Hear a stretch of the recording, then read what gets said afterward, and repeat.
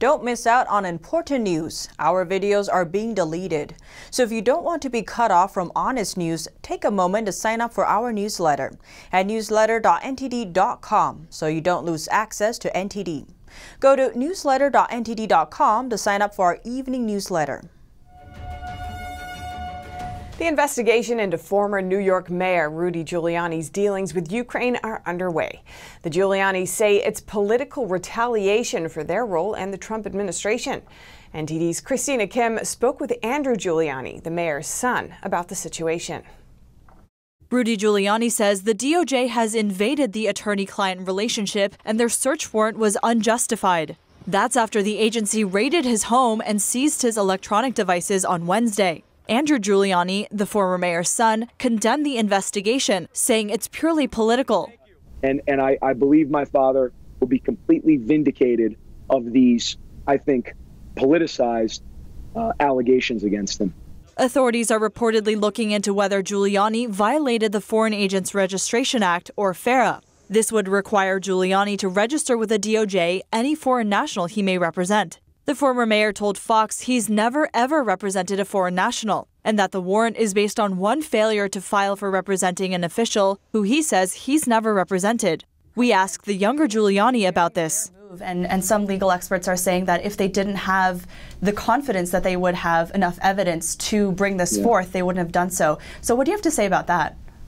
So I think these are the same legal experts that were saying for 2.5 years that Trump was involved in Russian collusion. The same legal experts that said that it was intelligence when it really was an opposition research dossier that ended up obtaining 4 FISA warrants. So I don't know what legal experts they are, but considering their track record over the last 5 years, I don't put much stock in TV legal experts. President Biden says he didn't know about the investigation or warrant beforehand, but the younger Giuliani says he doesn't believe him and that anyone associated with Trump has been targeted.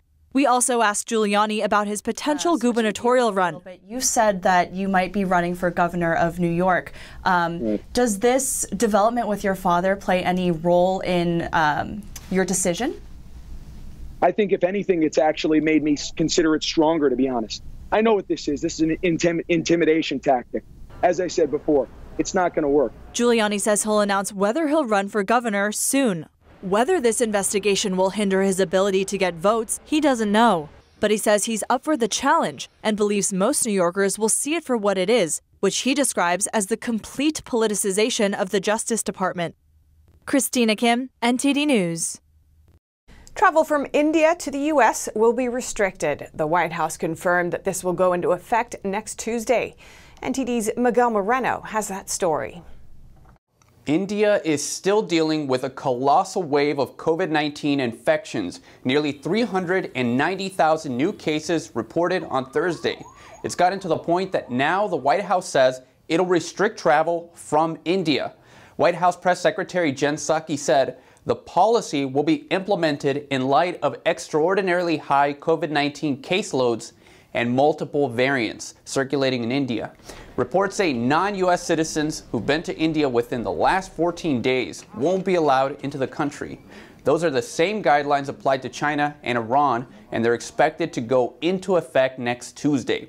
Here's a spokesman for India's governing political party saying the surge of infections was unexpected. Evidently, we were hit by tsunami. As you know, when tsunami hits you, then very often you are not aware of that. And in most cases, 80 to 90%, reasons could be external. We don't know. We don't want to blame anybody. All we know is that, yes, we are in power.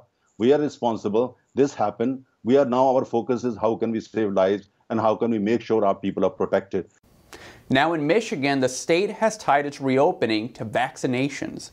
Here's an infographic of the governor's My Vac to Normal plan. Basically, in order to open up, people need to get vaccinated. 4 steps total, each milestone giving businesses and Michiganders more freedom. But there's always a percentage of the population that'll turn down vaccines for whatever reason. So what if they don't reach this or that milestone in vaccinations? Will Governor Gretchen Whitmer keep Michigan locked down even if cases are low? We contacted her office, but we haven't heard back. Now, South Dakota Governor Kristi Noem says she's suing the Biden administration. apparently for canceling their Independence Day fireworks. Noem says the administration hasn't given them a meaningful explanation as to why they canceled. We've contacted the White House, but they haven't said how they'll respond to the lawsuit. Steph, back to you. Thanks, Miguel. Americans are reporting troubling symptoms of what experts call energy attacks from unknown sources. And now the attacks are being reported right here on U.S. soil. The White House, senators, and others are speaking out and investigating. CNN reported Thursday that 2 possible directed energy attacks in America are under investigation. The incidents appear similar to Havana syndrome, likely caused by directed microwave energy damaging its target. White House spokeswoman Karine Jean-Pierre said the White House is still evaluating the situation, which includes one attack near the White House. It happened last November near the ellipse on the south side of the White House. A National Security Council official suddenly fell sick. Another incident took place in 2019 in a Virginia suburb.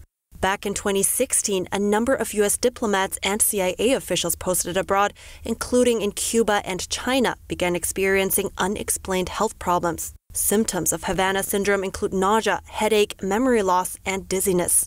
U.S. officials are raising the alarm about the most recent attacks allegedly happening on U.S. soil. Director of National Intelligence Avril Haines testified Thursday before the Senate Armed Services Committee. It's critically important, and it's something that I know General Barrier, I know across the intelligence community, frankly, leaders are focused on this issue. Senator Jean Shaheen urged intelligence agencies to release some of that information. Not a lot. There are personnel who have been harmed, we need to make sure get the care and benefits they need. In March, the State Department designated Ambassador Pamela Spratland to lead the agency's response to these mysterious attacks against U.S. diplomats. A Louisiana teacher has become an online sensation after he spoke out against teaching children that there's multiple different genders.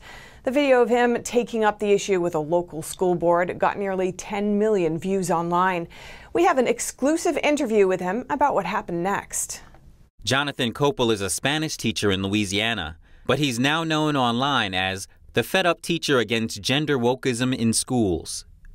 This video of him taken at a school board meeting racked up nearly 10 million views on TikTok in under 2 days.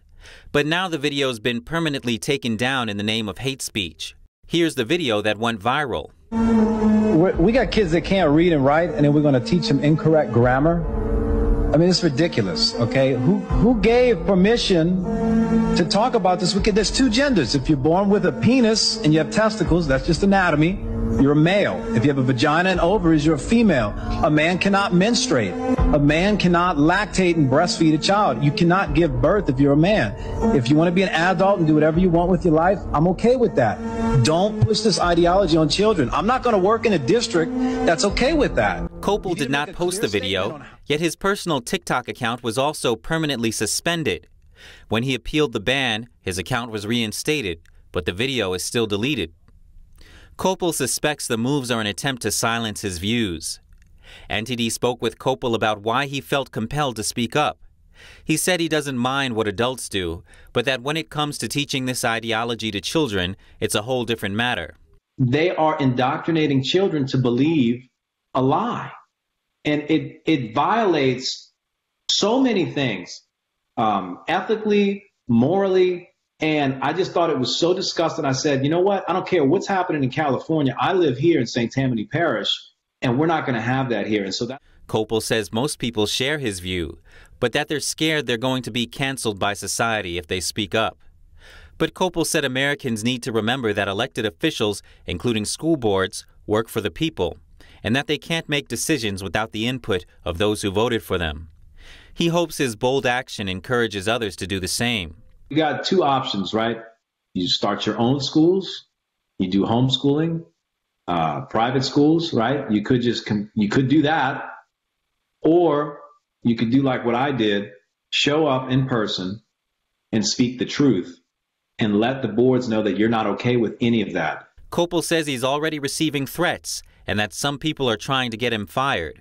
But he says the threats are minute compared to the huge amount of support and encouragement he's getting.